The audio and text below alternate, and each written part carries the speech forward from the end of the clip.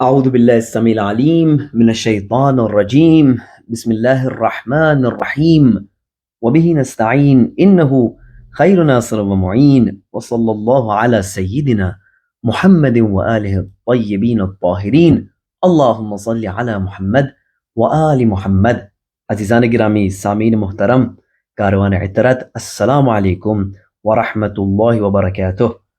امید ہے کہ آپ کا سفر منزل مقصود کی جانب، کہ جسے پروردگار متعال نے عبادت کا عنوان دیا ہے، فرمایا وما خلقت الجن والانس الا لیعبدون، تو اس منزل مقصود کی جانب اس عظیم مہینے میں اہل بیت علیہم السلام کے خالص کلام کی روشنی میں جاری اور ساری ہو۔ عزیزان گرامی، ہم نے دعائے خواب الوافدون علی غیرک کے مطالعے کا آغاز کیا۔ ہم نے آپ کی خدمت میں عرض کیا کہ بسم اللہ الرحمن الرحیم، خواب الوافدون علی غیرک، یعنی نا امید ہو جاتے ہیں وہ جو اپنے مسائل اور مشکلات کے حل ڈھونڈنے کے لیے تیرے سوا کسی اور در پر جاتے ہیں۔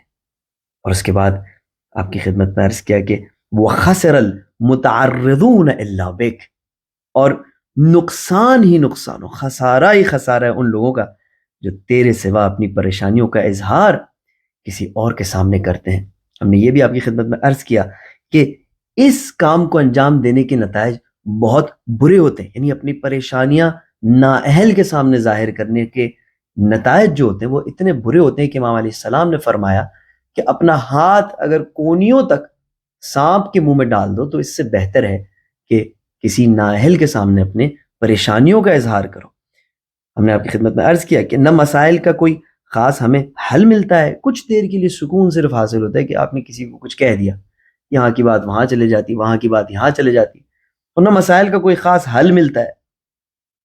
اور جو طاقت اپنے اندر پیدا کرنی تھی خود مسائلوں کے ساتھ لڑ کر اور ان سے نمٹ کر، وہ پھر طاقت بھی پیدا نہیں ہوتی، اور عزت اور آبرو انسان کے ہاتھ سے چلے جاتی ہے، اور لہٰذا انسان نا امید ہو جاتا ہے۔ خواب الوافدون علی غیرک، اور یہ بھی عرض کیا کہ کسی انسان کے پاس جو ہم سے بہتر جانتا ہو، کسی بزرگ کے پاس، اہل بیت علیہ السلام کے پاس اپنے مسائل اور مشکلات لے جانا، یہ وہ چیز نہیں ہے کہ جس کی یہاں پر بات ہو رہی ہے، بلکہ بات یہ ہے کہ احتیاط کے ساتھ، اور انسان جس کو سلیکٹ کرتا ہے اپنے مسائل و مشکلات بتانے کے لیے، بیان کرنے کے لیے، وہ سوچ سمجھ کر اس کا انتخاب کرے۔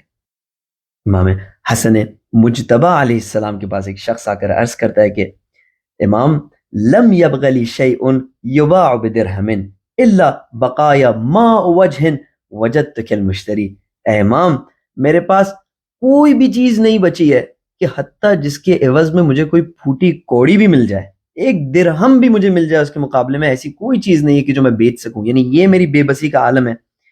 الا بقایا ماء وجہ، ہاں یا امام میری عزت ابھی باقی ہے، میری آبرو ابھی باقی ہے، وجدتک المشتری، اور میں نے سمجھا کہ آپ اس عزت اور آبرو کو خریدنے کے لیے بہترین مشتری ہیں، جسے ہم کہتے ہیں بہترین کسٹمر ہیں، یعنی آپ سے زیادہ کوئی اس کا لائق نہیں ہے کہ میری آبرو کو خرید لے، میری عزت کو خرید لے۔ اور امام نے بھی کیا خوب اسے جواب دیا، پہلے تو اس کے مسائل کو حل کیا، اس کی مشکلات کو حل کیا، اور پھر اسے ایک جملہ کہا کہ كأنك لم تبع وكأن إنا لم نشتری، معاملے کو ایسا سمجھو کہ جیسے نہ تم نے کچھ بیچا اور نہ ہم نے کچھ خریدا، یعنی اب تم اس بات سے بے فکر ہو جاؤ کہ تم نے اپنی آبرو ہمارے سامنے رکھی یا تم نے اپنے مسائل کا ہمارے سامنے بیان کیا۔ یہ ہے وہ اہل کہ جن کے سامنے آپ اپنے مسائل اور مشکلات عرض کر سکتے ہیں۔ کتنا خوبصورت اور کریمانہ جملہ ہے کہ اب تم فکر مت کرو، تمہیں یہ فکر تھی نا کہ ہم تمہاری آبرو کو خریدیں یا نہ خریدیں، تم فکر نہ کرو، تم یہ سمجھو کہ کوئی معاملہ ہی نہیں ہوا، نہ ہم نے خریدا نہ تم نے بیچا، بس تمہارے مسائل حل ہو گئے، تم پروردگار متعال کے حفظ و امان میں چلے جاؤ۔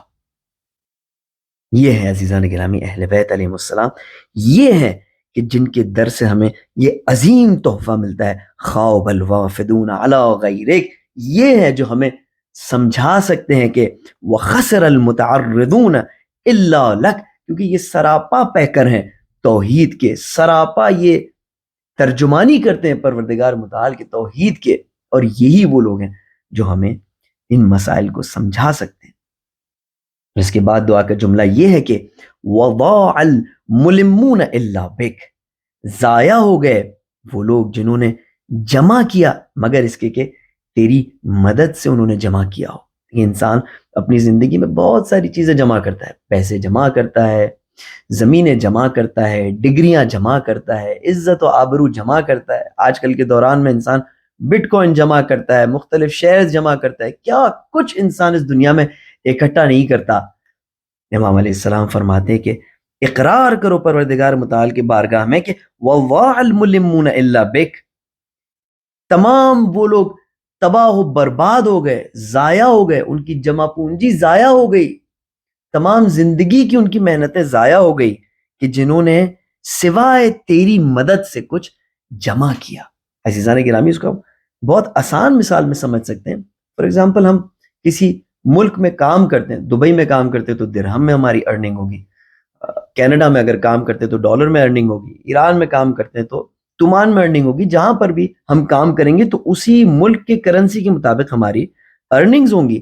اب آپ سمجھیں کہ اگر ایک دن ہمیں اس کنٹری کو چھوڑ کر کسی اور کنٹری جانا پڑے، دبئی میں کام کرتے تھے اب پاکستان آنا پڑے، اب اگر یہ کرنسی جو ہم نے جمع کی ہے، یہ پیسے جو ہم نے جمع کیے درہم میں، اگر یہ تبدیل نہ ہوتے ہوں، اگر یہ کنورٹ نہ ہو سکتے ہوں پاکستانی روپیز میں، تو یہ ایسا ہے کہ ہماری تمام محنتیں، تمام مشقتیں، تمام جمع پونجی سب کچھ ضائع ہو گئی۔ یہ تو جب کنورٹ ہوتی ہے تو ہمیں اس کا نعم البدل یہاں پر ملتا ہے، لیکن سمجھنے کے لیے اس مثال کو آپ ایسا سمجھیں کہ وہ کرنسی کنورٹ ہی نہ ہوتی ہو تو ہاں عزیزان گرامی، الدنیا مزرعۃ الآخرہ، اس دنیا میں ہم محنت کرتے ہیں، ہم کام کرتے ہیں، مشقت کرتے ہیں، کون سی کرنسی حاصل کرنے کے لیے؟ وہ والی کرنسی چاہیے جو قیامت کے دن تبدیلی نہ ہو۔ اور پھر وَوَاعَ الْمُلِمُّونَ إِلَّا بِكَ، یا نہیں، وہ کرنسی جمع کرنی ہے، وہ کام کرنا ہے کہ جس کے بدلے میں ہمیں وہ چیز ملے کہ جو قیامت میں تبدیل ہو جائے، حسنات میں تبدیل ہو جائے، اس اجر و ثواب میں جو اللہ سبحانہ وتعالیٰ نے اپنے بندوں کے لیے مخصوص کیا ہے۔ اسی لیے ہم پروردگار متعال کی بارگاہ میں عرض کرتے ہیں کہ وَضَاعَ الْمُلِمُّونَ إِلَّا بِكَ، جنہوں نے بھی اس دنیا میں اپنی زندگی کو لگا کر تیری مدد کے سوا کسی اور طریقے سے جو کچھ جمع کیا تو وہ بھی ضائع ہو گئے اور ان کی جمع پونجی بھی ضائع ہو گئی۔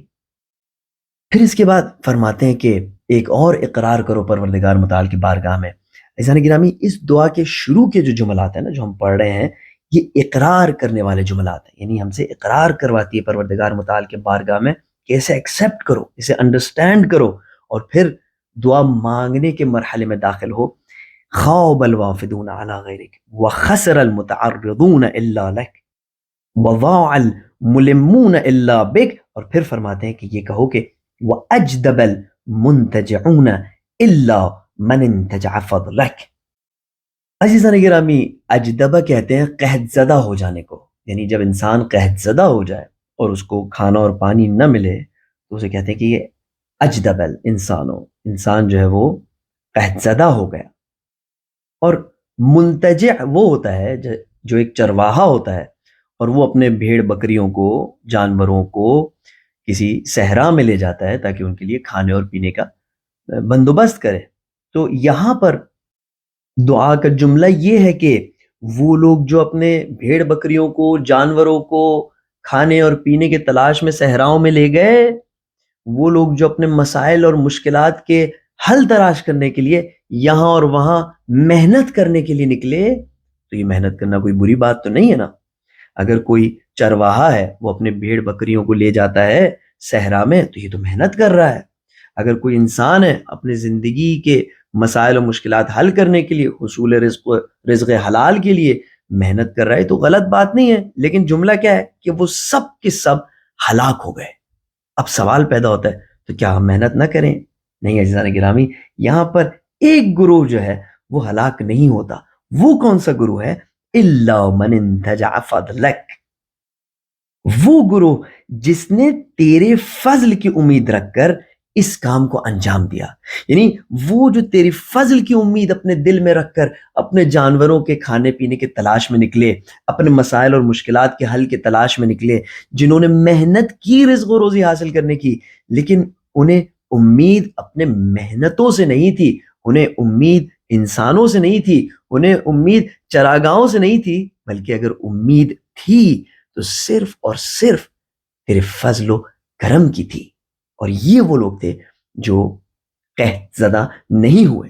یعنی تو نے ان کو کبھی بھی اپنے حال پر نہیں چھوڑا. تمام دنیا اگر مسائل و مشکلات کے شکار ہوئی، یہ لوگ ہوتے جو ہمیشہ کامیاب ہو رہے، اور ان کو ہمیشہ اپنے محنت کا صلہ ملا. کیوں؟ کیونکہ یہ اپنے محنت کا نتیجہ تجھ سے چاہتے تھے. ان کو اپنے کاموں پر بھروسہ نہیں تھا، ان کو اپنی زیارتوں پر، دعاؤں پر، محنتوں پر، مزدوریوں پر بھروسہ نہیں تھا. ان کو بھروسہ تھا تو صرف اور صرف تجھ پر تھا، اور تیرے حکم کے مطابق وہ دنیا میں محنت کرتے تھے. تو نے کیونکہ کہا ہے کہ رزق کماؤ تو وہ رزق کماتے تھے، اور لہٰذا جب وہ تیری بات مانتے تھے تو کسی کو تجھ پر افضلیت نہیں دیتے تھے، اور اسی لیے تو نے کبھی بھی ان کو قحط زدہ نہیں ہونے دیا. اور قرآن مجید میں بھی یہ قانون بہت خوبصورتی سے بیان ہوا ہے کہ وَمَن يَتَّقِ اللَّهَ يَجْعَل لَّهُ مَخْرَجًا. جو اللہ سبحانہ و تعالیٰ کی پرواہ کرتا ہے، جو اللہ سبحانہ و تعالیٰ کا خیال رکھتا ہے، تو اللہ سبحانہ و تعالیٰ اس کے لیے راستے بناتا ہے. وَيَرْزُقْهُ مِنْ حَيْثُ لَا يَحْتَسِبُ. پھر اسے پرواہ نہیں ہوتی کہ باس کی طرف سے میری تنخواہ آنی ہے، اس بزنس میں میری کمائی آنی ہے، وہاں پر میری روزی روٹی لکھی ہوئی ہے. نہیں، وَيَرْزُقْهُ مِنْ حَيْثُ لَا يَحْتَسِبُ. وہ اپنی محنت کرتا ہے، وہ اپنی مشقت کرتا ہے، اور اللہ سبحانہ و تعالیٰ اسے رزق ایسی جگہ سے دیتا ہے کہ جہاں پر اس کا گمان ہی نہیں تھا. وَمَن يَتَوَكَّلْ عَلَى اللَّهِ فَهُوَ حَسْبُهُ. اور جو بھی اللہ سبحانہ و تعالیٰ پر بھروسہ کرتا ہے تو اللہ سبحانہ و تعالیٰ اس کے لیے کافی ہوتا ہے. ان اللہ بالغ امرہ. اللہ اپنے کام کو پورا کرنے والا ہے. قد جعل اللہ لکل شیء قدرا.